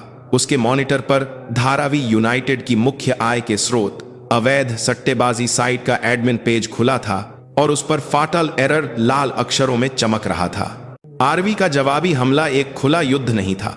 यह एक ऐसी रणनीति थी जो प्रतिद्वंद्वी को धीरे धीरे और निश्चित रूप से सुखाकर मार देती। जय ने सबसे व्यस्त समय में, जब सबसे ज्यादा उपयोगकर्ता ऑनलाइन होते थे, साइट के मुख्य सर्वर पर एक शक्तिशाली डीडॉस हमला किया। साथ ही उसने चुपके से डेटाबेस में घुसपैठ की और भुगतान की दरों और जीतने की संभावनाओं में थोड़ा हेरफेर किया। उपयोगकर्ता बिना कारण जाने पैसे हार रहे थे और साइट की विश्वसनीयता गिर गई थी। ग्राहक सेवा में आग लग गई होगी। पैसे वापसी की मांग, संभावनाएं, गालियां, हैकिंग का शक। माधव का सिरदर्द बढ़ गया होगा, जय ने हंसते हुए कहा। आरवी उसके बगल में एक और मॉनिटर देखते हुए बोली, मनी लॉन्ड्रिंग के लिए इस्तेमाल होने वाले 4 बार, उनके बारे में क्या? पुलिस में शिकायत करने से कोई फायदा नहीं होगा। ओजस की पहुंच सब कुछ रोक देगी। इसके बजाय मैंने आयकर विभाग को एक गुमनाम कर चोरी की सूचना दी है, एक ईमानदार नागरिक के नाम पर। टैक्स ऑडिट से ज्यादा थकाऊ और डरावना कुछ नहीं होता। कुछ समय के लिए वे व्यापार तो दूर, अपने खाते मिलाने में ही व्यस्त रहेंगे। यह आरवी का तरीका था। वह कानून तोड़ने के बजाय कानून की खामियों का फायदा उठाती थी या कानून की भूली हुई तलवार का इस्तेमाल करके दुश्मन पर हमला करती थी। लेकिन यह पर्याप्त नहीं था। केवल बाहरी हमलों से एक मजबूत संगठन को नहीं तोड़ा जा सकता। सबसे घातक हमला अंदर से शुरू होने वाले अविश्वास और दरार से होता है। जय, क्या तुम माधव के व्यक्तिगत गुप्त खातों का पता लगा सकते हो? बेशक, वह अपने आदमियों के नाम पर दर्जनों बेनामी खातों के माध्यम से स्विस बैंक में पैसा भेज रहा है। वह बहुत चालाक और शातिर है। जय की स्क्रीन पर माधव द्वारा छिपाए गए गुप्त धन का विवरण दिखाई दिया। राशि उसके संगठन के सदस्यों की कल्पना से कहीं ज्यादा थी। विशेष रूप से हाल ही में गोवा में एक लग्जरी विला खरीदने का विवरण भी पकड़ा गया था। आरवी के होठों पर एक ठंडी मुस्कान आई। यह जानकारी मुझे भेज दो। इसे गुमनाम रूप से फैलाने के लिए कुछ जगहें हैं। उस रात धारावी यूनाइटेड के नंबर 2 ठाकुर और सबसे गुस्सैल और आवेगी एक्शन लीडर बंटी को अलग अलग गुमनाम संदेश मिले। ठाकुर के पुराने फ्लैट के दरवाजे के नीचे, जिस पैसे के लिए आपने अपनी जान जोखिम में डाली, वह कहाँ गया? शीर्षक के साथ माधव के स्विस बैंक खाते के लेन देन के विवरण का एक हिस्सा मुद्रित कागज डाला गया था। बंटी की प्यारी प्रेमिका के सोशल मीडिया डायरेक्ट मैसेज में गोवा में स्थित एक शानदार विला की तस्वीर के साथ यह संदेश भेजा गया था। बंटी भैया कब तक किराए के मकान में रहेंगे? माधव बॉस तो ऐसी जगह रहते हैं। एक छोटे से पत्थर ने एक विशाल तालाब में लहरें पैदा करना शुरू कर दिया। कुछ दिनों बाद धारावी यूनाइटेड का नया ठिकाना। माहौल तनावपूर्ण था। सट्टेबाजी साइट लगातार क्रैश हो रही थी और बार टैक्स ऑडिट के कारण बंद हो गए थे। पैसे का स्रोत सूख जाने से संगठन के सदस्यों में असंतोष चरम पर था। ऐसी स्थिति में माधव के गुप्त धन की अफवाह आग में घी का काम कर रही थी। बॉस, ये सब क्या हो रहा है? साइट ठीक क्यों नहीं हो रही है और दुकानें क्यों बंद है? बंटी, जो अपना गुस्सा नहीं रोक सका, माधव पर चिल्लाया। चुप कर कमीने, मैं अभी पता लगा रहा हूं। माधव भी उतना ही तनाव में था, यह सोचकर कि यह सब उस एक औरत आरवी सिंह के कारण शुरू हुआ। उसके दांत पीस रहे थे। सिर्फ पता लगाने से क्या होगा? भाई लोग अभी भूखे मर रहे हैं और आप अकेले गोवा में एक विला खरीद रहे हैं। क्या आपको लगता है कि यह सही है? क्या किस कमीने ने यह बकवास की? बंटी के शब्दों पर माधव का चेहरा ठंडा पड़ गया। यह जानकर कि कोई उसका रहस्य जानता है, उसकी रीढ़ में एक ठंडक दौड़ गई। उसने अपना अधिकार स्थापित करने के लिए बंटी के गाल पर जोर से थप्पड़ मारा। एक बार और ऐसी बकवास की तो तेरी गर्दन सबसे पहले उड़ेगी। हिंसा से स्थिति अस्थायी रूप से शांत हो गई, लेकिन टूटा हुआ विश्वास नहीं जुड़ा। बंटी ने अपने सूजे हुए गाल को पकड़ा और माधव के प्रति अपने संदेह और विश्वासघात को नहीं छिपाया। संगठन में दरार इस तरह शुरू हो रही थी। आरवी दूर से यह सब देख रही थी। अब उसके खुद मैदान में उतरने का समय था। उसका अगला लक्ष्य संगठन के उन सदस्यों में से एक था जिसे उसने हाल ही में अपने हाथों से तोड़ा था। एक युवा लड़का जो अभी अभी 20 साल का हुआ था, एक भोले भाले चेहरे के साथ। आरवी ने उस जर्जर चौल का पता लगाया जहां वह अकेला रहता था, और अंधेरी गली में उसका इंतजार करने के बजाय उसने दिन के उजाले में उस सुविधा स्टोर के सामने एक बेंच पर बैठकर उसका इंतजार किया जहां वह पार्ट टाइम काम करता था। काम खत्म करके बाहर निकले युवक ने उसे अपना इंतजार करते देख जैसे कि उसने कोई भूत देख लिया हो, उसका चेहरा पीला पड़ गया। आओ बैठो, आरवी ने सामने की कुर्सी की ओर इशारा किया। युवक कांपते हुए अनिच्छा से बैठ गया। डरो मत, मैं तुम्हें चोट नहीं पहुंचाऊंगी। आज मैं तुमसे बात करने आई हूं। आरवी ने पहले से खरीदी हुई एक गर्म कॉफी का कैन उसे दिया। तुम्हारा नाम अजय है ना? तुम पुणे से हो और तुम्हारी मां अकेली रहती हैं, मैंने सुना है। यह है, आपको यह कैसे पता चला? यह महत्वपूर्ण नहीं है। महत्वपूर्ण यह है कि तुम ऐसा जीवन क्यों जी रहे हो। क्या यह वह मुंबई थी जिसका तुमने सपना देखा था? आरवी की आवाज में धमकी के बजाय एक अजीब तरह की शांत शक्ति थी। अजय ने सिर झुका लिया और कुछ नहीं कहा। माधव तुम्हारी परवाह नहीं करता। तुम बस एक इस्तेमाल करके फेंकने वाली चीज हो। अगर कोई समस्या हुई तो वह सबसे पहले तुम्हें जेल भेजेगा और अपना पल्ला झाड़ लेगा। क्या उस आदमी के लिए अपनी जिंदगी कुर्बान करने लायक है, अपनी मां को धोखा देकर, जो तुम्हारा इंतजार कर रही है? आरवी का हर एक शब्द अजय के दिल में एक खंजर की तरह चुभ रहा था। उसने अपनी जेब से पुणे के लिए एक बस टिकट और नकदी से भरा एक छोटा लिफाफा निकालकर मेज पर रख दिया। चुनाव तुम्हारा है।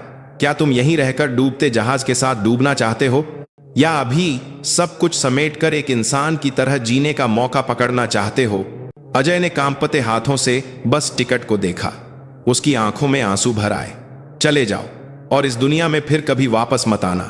यह एक चेतावनी नहीं है, यह एक मौका है। आरवी ने यह कहकर अपनी जगह से उठ गई। जैसे ही वह मुड़ी, उसकी जेब में फोन हल्के से कांपा। यह जय का एक संदेश था। आरवी, कुछ बड़ा मिला है। यह पैसे का मामला नहीं है।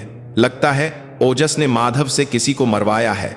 हत्या को छिपाने के सबूत मिले हैं। मिर्सल, एक हत्या को छिपाने के सबूत मिले हैं। संदेश पढ़ते ही आरवी की आंखें ठंडी पड़ गईं। खेल बदल गया था। यह अब सिर्फ भ्रष्टाचार और घोटालों का मामला नहीं था। अब यह लड़ाई किसी की जान की कीमत पर लड़ी जाने वाली एक असली जंग बन गई थी।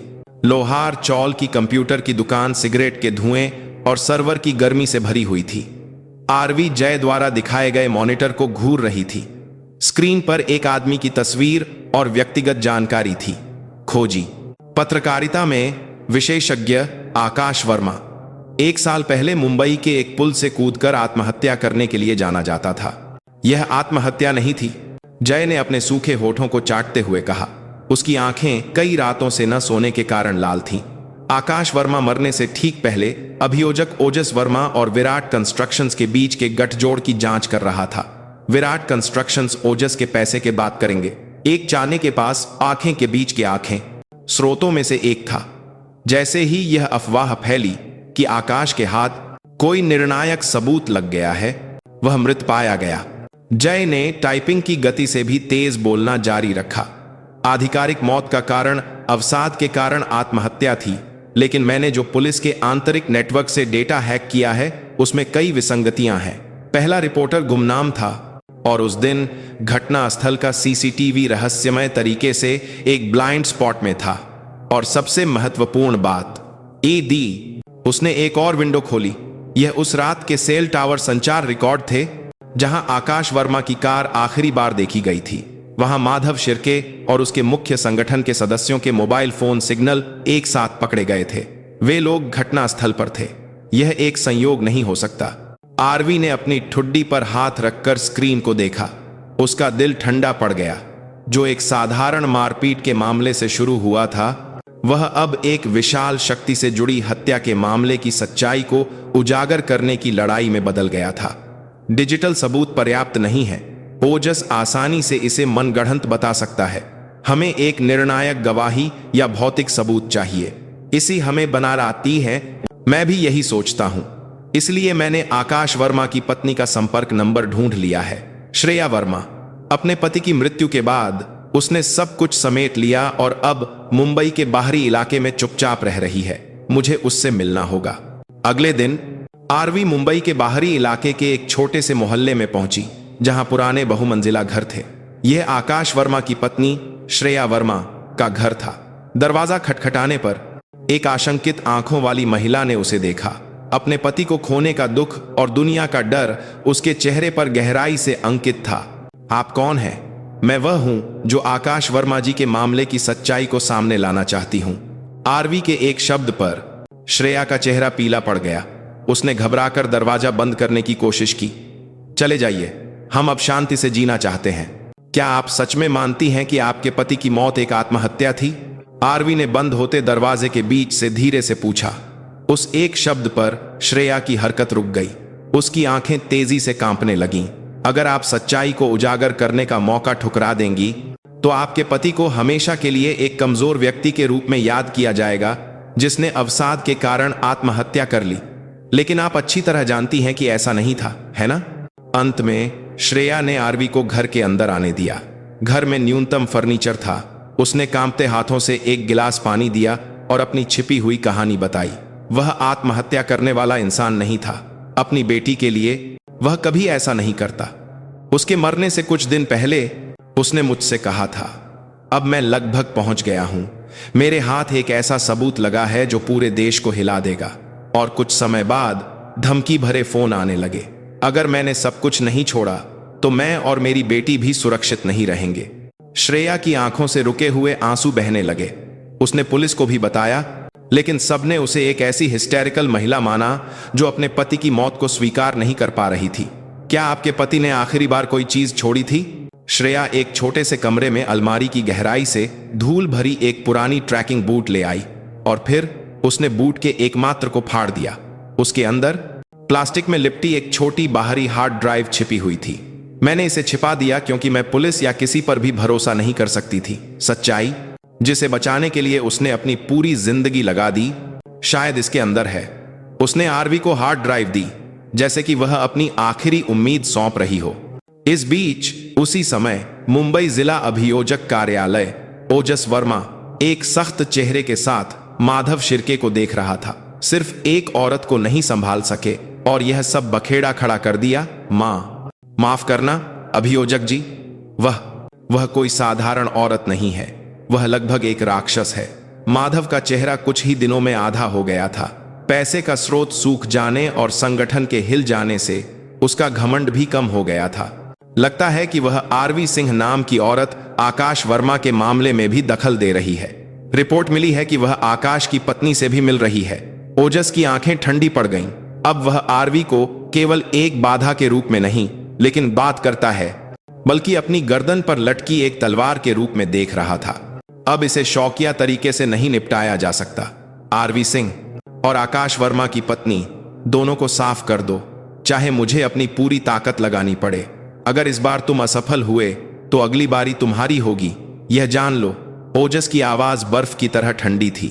माधव को अपनी रीढ़ में ठंडा पसीना महसूस हुआ और उसने घबराकर अपनी कमर झुकाई। जी, समझ गया अभियोजक जी। इस बार मैं निश्चित रूप से उन्हें बिना किसी निशान के खत्म कर दूंगा। उस रात जय का ऑफिस। आरवी और जय आकाश वर्मा की बाहरी हार्ड ड्राइव पर लगे पासवर्ड को तोड़ने में सफल हो गए। उसके अंदर एक नरक का दृश्य था। ओजस को विराट कंस्ट्रक्शंस से मिली रिश्वत का विवरण, बेनामी खाते, यौन शोषण के वीडियो और आकाश वर्मा की मृत्यु से ठीक पहले माधव के साथ हुई बातचीत की एक रिकॉर्डिंग फाइल। तो क्या अभियोजक वर्मा ने आपको आदेश दिया था मुझे मारने का? चुप कर पत्रकार। दुनिया कितनी खतरनाक है यह तुम्हें सीखना होगा। अगर तुम चुपचाप मान जाओ तो मैं तुम्हें आसानी से भेज दूंगा। आखिरी टुकड़ा अपनी जगह पर बैठ गया। ओजस ने हत्या का आदेश दिया था, इसका स्पष्ट सबूत। ठीक उसी समय आरवी का फोन पागलों की तरह बजने लगा। फोन करने वाली श्रेया वर्मा थी। हाँ, हेलो दीदी। ओहो, मुझे बचाओ। कोई बाहर दरवाजा तोड़कर अंदर आने की कोशिश कर रहा है।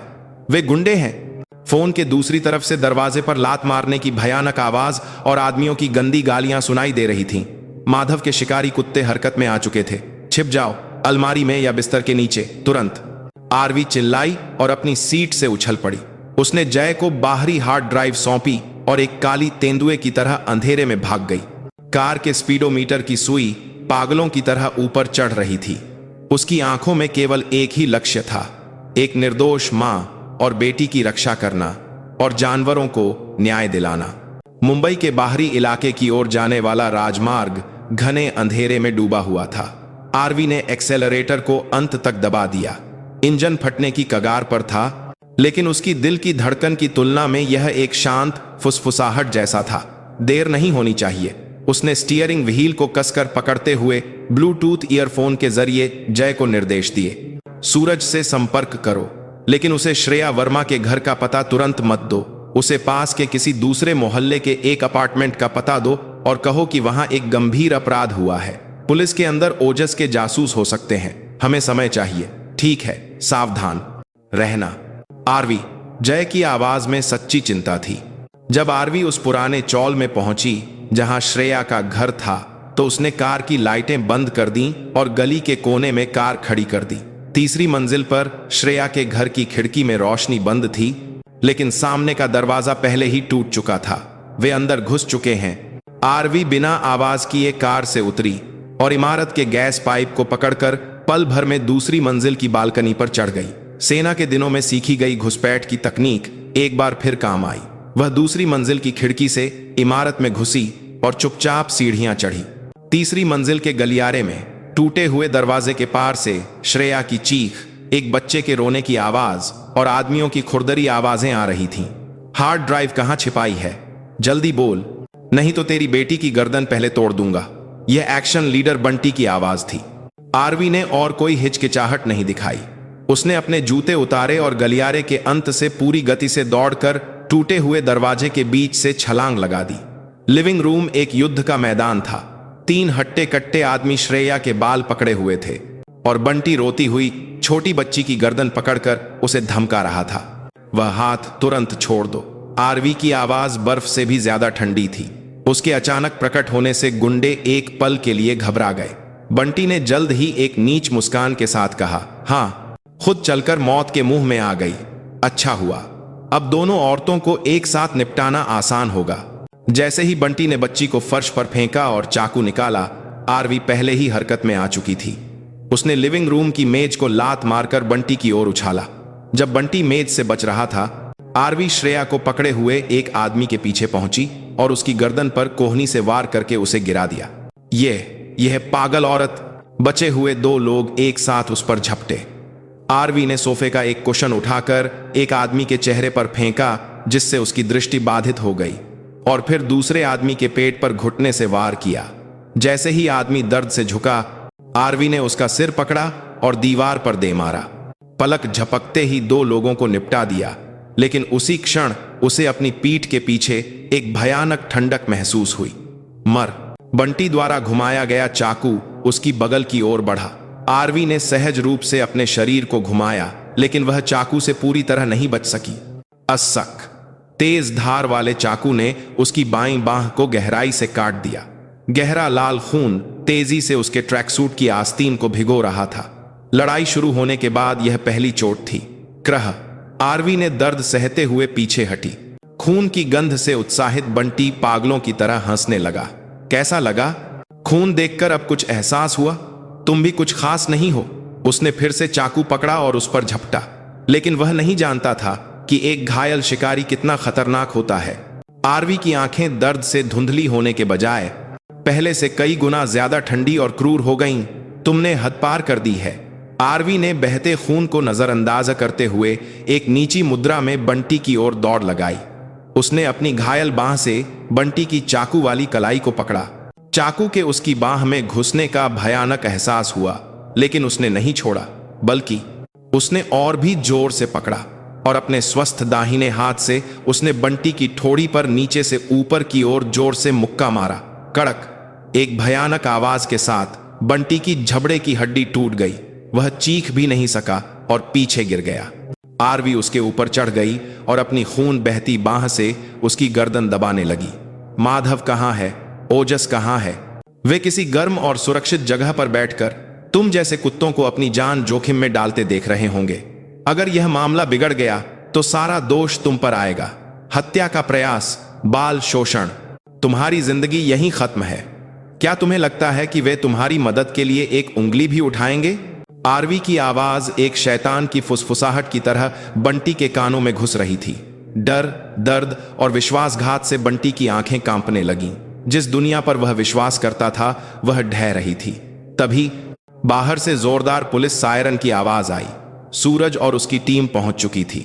जब पुलिस अंदर घुसी तो लिविंग रूम एक नरक का दृश्य था।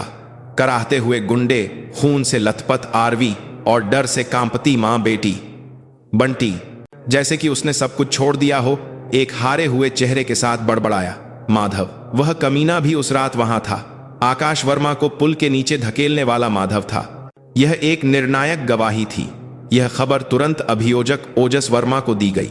यह जानकर कि बंटी को गिरफ्तार कर लिया गया है और उसने सब कुछ कबूल कर लिया है, ओजस घबरा गया। उसे एहसास हुआ कि माधव अब उसकी सबसे बड़ी कमजोरी बन गया है। उसने कांपते हाथों से फोन का बटन दबाया। इस बार उसने धारावी यूनाइटेड से संपर्क नहीं किया।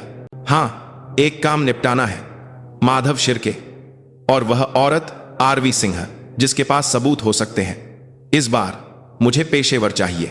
एम्बुलेंस में अपनी बांह पर प्राथमिक उपचार करवा रही आरवी का फोन हल्के से कांपा। यह जय का एक संदेश था। चेतावनी, अज्ञात समूह माधव के ठिकाने की ओर बढ़ रहा है। वे उसके आदमी नहीं हैं, वे एक अलग स्तर के पेशेवर हैं और उनमें से कुछ तुम्हारे जिम की ओर बढ़ रहे हैं। वे तुम्हें पकड़ने आ रहे हैं। आरवी की आंखें ठंडी पड़ गईं। दुश्मन अब गुंडों के स्तर से ऊपर उठ चुका था। ओजस का आखिरी हताश प्रयास शुरू हो गया था। सायरन बजाती एम्बुलेंस के अंदर आरवी ने बहते खून को एक पट्टी से दबाते हुए शांति से स्थिति का आकलन किया।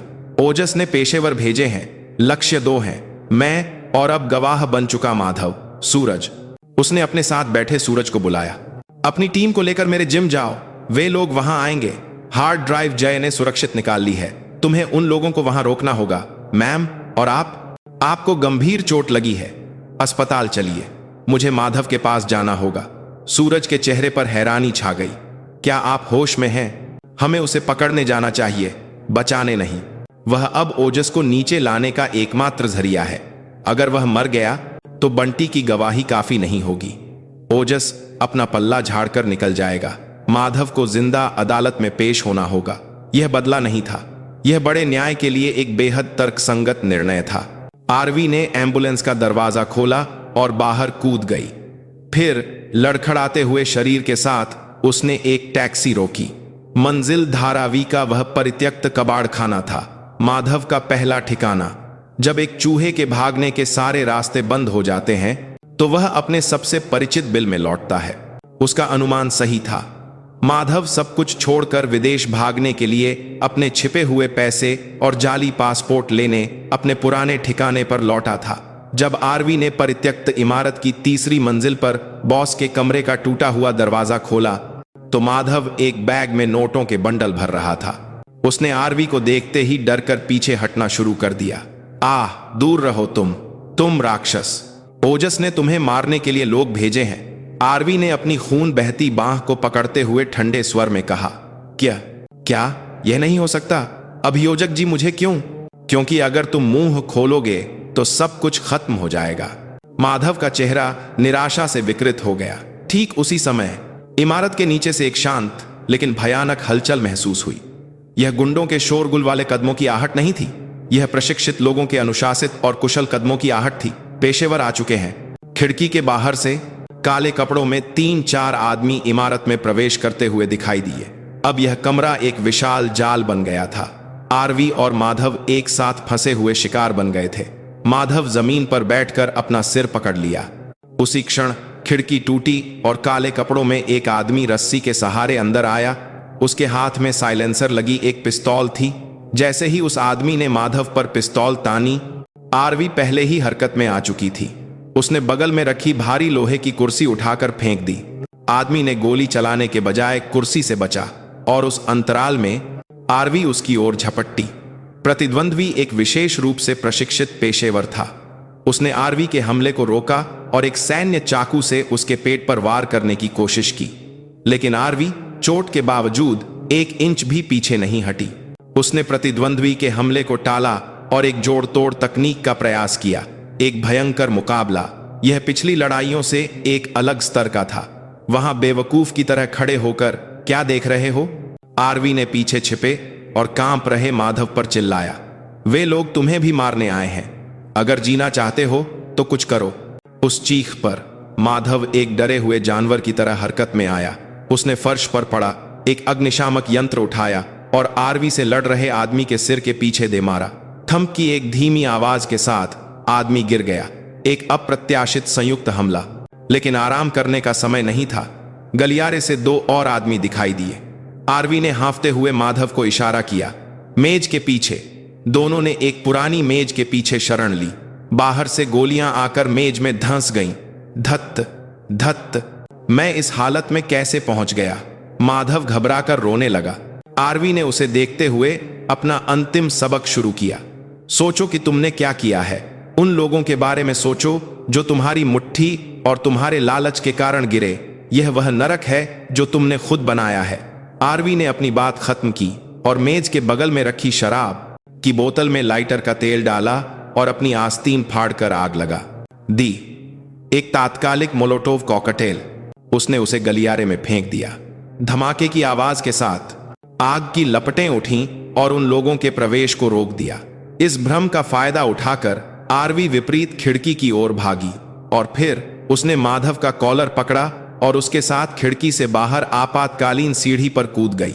सारी लड़ाई खत्म होने के बाद आरवी टूटी हुई इमारत के मलबे के सामने पूरी तरह से हतोत्साहित होकर बैठे माधव का सामना कर रही थी। वह अब धारावी का राजा नहीं था। वह सब कुछ खो चुका एक दयनीय और जर्जर अधेड़ आदमी था। मुझे जाने दो, मैं सब कुछ बता दूंगा। ओजस, विराट कंस्ट्रक्शंस, मैं जो कुछ भी जानता हूं सब। वह आरवी के पैरों पर गिरकर गिड़गिड़ाने लगा। बदला लेने का एक आदर्श क्षण। लेकिन आरवी ने उसे देखते हुए घृणा या क्रोध के बजाय गहरी सहानुभूति महसूस की। उसने माधव को मारने या पीटने के बजाय अपना फोन निकाला और उसे एक तस्वीर दिखाई। अस्पताल के बिस्तर पर लेटे उसके भाई रोहन सिंह की तस्वीर। यह वह जीवन है जिसे तुमने बर्बाद कर दिया। मेरा भाई एक शेफ बनना चाहता था और फिर उसने एक रिकॉर्डिंग फाइल चलाई। माँ, मैं अजय हूं, मुझे माफ कर दो, सब कुछ के लिए माफ कर दो। यह उस संगठन के सदस्य अजय का फोन कॉल था जो हाल ही में उसकी मदद से अपने गृहनगर लौटा था और पुलिस स्टेशन में आत्मसमर्पण करने से पहले अपनी मां को फोन किया था। माधव ने अपने भाई की तस्वीर और अपने बेटे के लिए चिंतित एक मां के रोने की आवाज सुनी और कुछ नहीं कहा, बस मोटी मोटी आंसू की बूंदें टपकाता रहा। उसके शैतानी चेहरे पर पहली बार एक इंसान की अभिव्यक्ति उभरी। कानून का सामना करो और जेल में, कानून का सामना करो और जेल में। हर रात उन लोगों के चेहरे याद करना जिन्हें तुमने बर्बाद किया। अपने हाथों से पैसे कमाने के बजाय अपने हाथों से माफी मांगो। यह मेरा तुम्हें दिया गया आखिरी मौका है। कुछ समय बाद सूरज की टीम घटनास्थल पर पहुंची। आरवी ने रोते हुए और सब कुछ त्याग चुके माधव को चुपचाप उन्हें सौंप दिया। कुछ हफ्तों बाद धर्म क्षेत्र मरम्मत के बाद फिर से खुल गया। साफ कांच की खिड़कियों के पार प्रशिक्षुओं की जोरदार आवाजें गूंज रही थीं। आरवी सिंह का भाई रोहन सिंह अस्पताल से छुट्टी पा चुका था। उसकी बांह पर अभी भी प्लास्टर था, लेकिन वह एक छोटे से रेस्तरां की रसोई में फिर से चाकू पकड़कर अनाड़ीपन से खाना बनाना शुरू कर चुका था। आरवी ने अपने भाई की पीठ को एक गर्म मुस्कान के साथ देखा। उसे कुछ पत्र मिले। एक पुणे के अजय से था। उसने लिखा था कि उसने अपनी मां के साथ एक छोटा सा रेस्तरां शुरू किया है, अनाड़ी लेकिन आशा से भरी लिखावट में। दूसरा पत्र जेल में बंद बंटी से था। उसने एक छोटा सा नोट लिखा था कि उसने पहली बार सोचना शुरू किया है कि एक इंसान की तरह जीना क्या होता है। आरवी ने पत्र नीचे रखे और जिम के साफ आईने में अपना प्रतिबिंब देखा। घाव अभी भी थे, लेकिन उसके चेहरे पर अब अतीत का राक्षस नहीं, बल्कि वर्तमान में जीने वाली एक शिक्षक की शांत मुस्कान थी। भले ही यह एक आदर्श दुनिया न हो, उसने अपने तरीके से उस धर्म के मार्ग पर चलते हुए आशा के छोटे बीज बोए थे। दो मौसम बदल गए। चीखते हुए टिड्डों वाली उमस भरी गर्मी अब जा चुकी थी और एक ठंडी हवा जो कपड़ों में घुस जाती थी मुंबई पर छा गई थी। समय में घावों को भरने, क्रोध को शांत करने और नई कलियों को अंकुरित करने की शक्ति होती है। आरवी अपने जिम के ऑफिस में बैठी एक छोटे से टीवी स्क्रीन को भाव शून्य होकर देख रही थी। स्क्रीन पर ओजस वर्मा गेट, जिसने पूरे भारत में हलचल मचा दी थी, के अंतिम फैसले का सीधा प्रसारण हो रहा था। अदालत में खड़े पूर्व अभियोजक ओजस वर्मा का चेहरा पिछले कुछ महीनों की कैद से छौछे हो गया था, लेकिन वह अभी भी अपने आरोपों से इनकार कर रहा था और अपनी बेगुनाही का दावा कर रहा था। लेकिन माधव शिर्के और बंटी की निर्णायक गवाही और आकाश वर्मा द्वारा अपनी जान देकर हासिल की गई हार्ड ड्राइव के सबूतों के सामने उसकी दलीलें खोखली चीखों के अलावा कुछ नहीं थीं। अभियुक्त ओजस वर्मा को हत्या के लिए उकसाने, विशेष अपराध निवारण अधिनियम के तहत रिश्वतखोरी और पद के दुरुपयोग के सभी आरोपों में दोषी पाया जाता है और अदालत उसे आजीवन कारावास की सजा सुनाती है। एक न्यायाधीश की गंभीर आवाज टीवी स्पीकर से निकली। ओजस, जैसे कि वह फैसले को स्वीकार नहीं कर सकता, चिल्लाया और संघर्ष करने लगा, लेकिन उसे गार्डों द्वारा घसीटकर स्क्रीन से बाहर ले जाया गया।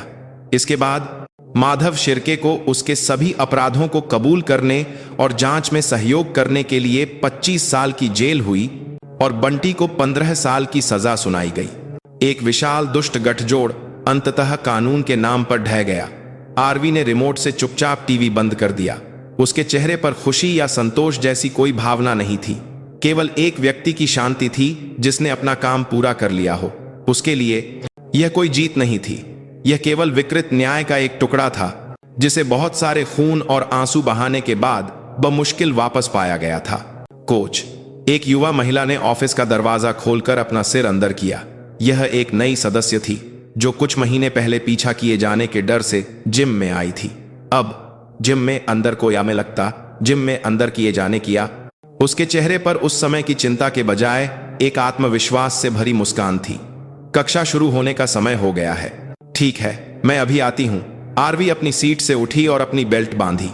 जैसे ही वह मैट पर आई, दर्जनों सदस्यों ने एक साथ झुककर उसे प्रणाम किया।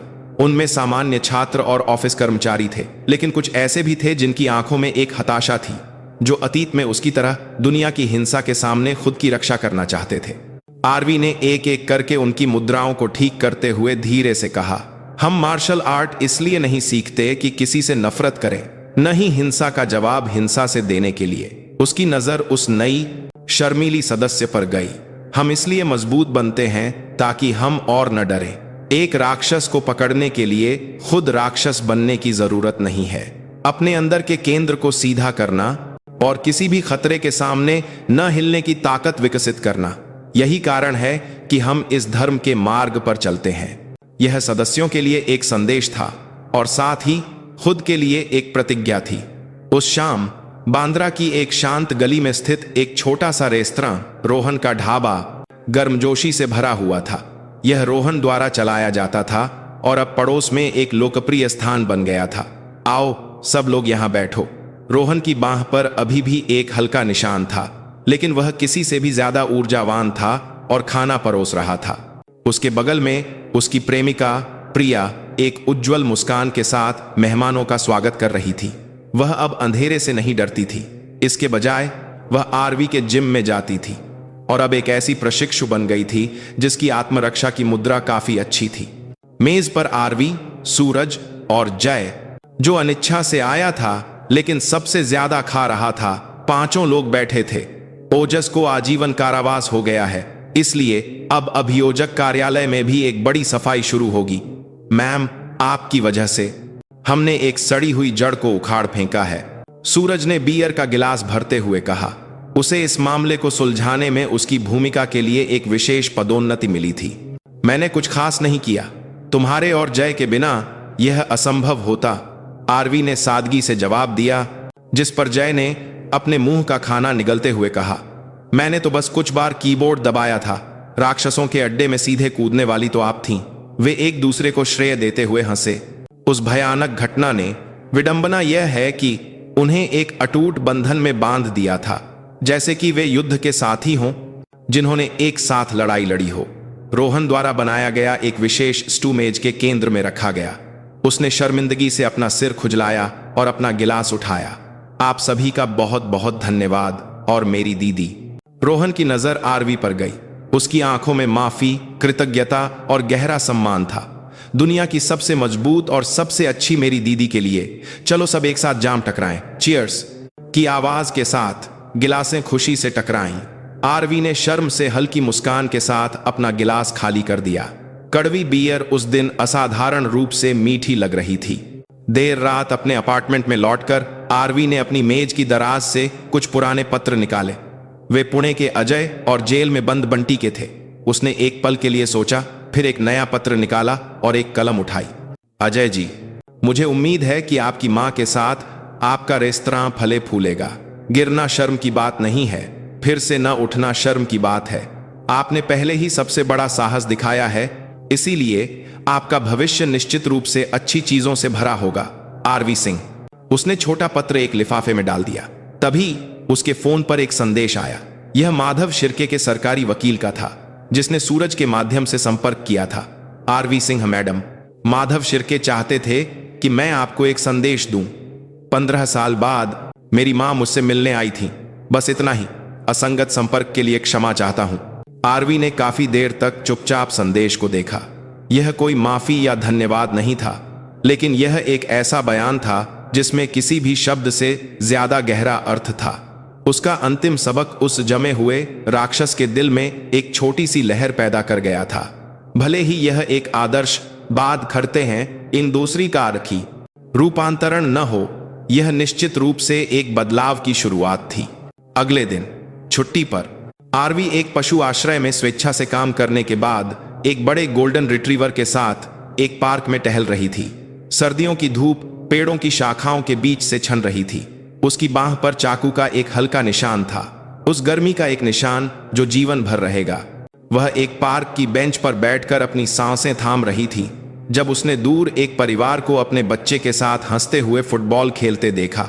एक साधारण और विनम्र लेकिन बेहद कीमती रोजमर्रा की जिंदगी का एक दृश्य, ठीक वही दृश्य जिसे वह इतनी शिद्दत से बचाना चाहती थी।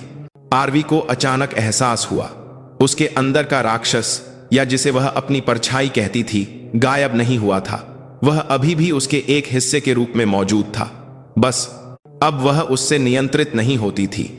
उसने उसे नियंत्रित करना और केवल उन चीजों की रक्षा के लिए उसे बाहर निकालना सीख लिया था जिन्हें वह संजोती थी, एक सबसे तेज तलवार के रूप में।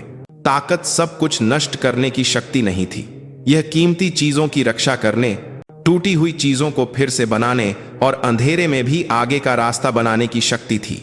उसने अपनी गोद में दुम हिलाते रिट्रीवर के सिर को सहलाया और आकाश की ओर देखा। ठंडी लेकिन ताजा सर्दियों की हवा उसके फेफड़ों में गहराई तक समा गई। आरवी के होठों पर एक सच्ची शांत मुस्कान उभरी जिसे पाने में उसे बहुत समय लगा था। अब वह अपने धर्म के मार्ग पर चलेगी, अपने निशानों को भी गले लगाकर चुपचाप अपना रास्ता तय करेगी। कभी कभी अकेली, कभी कभी घायल, लेकिन कभी न डगमगाने वाले कदमों के साथ।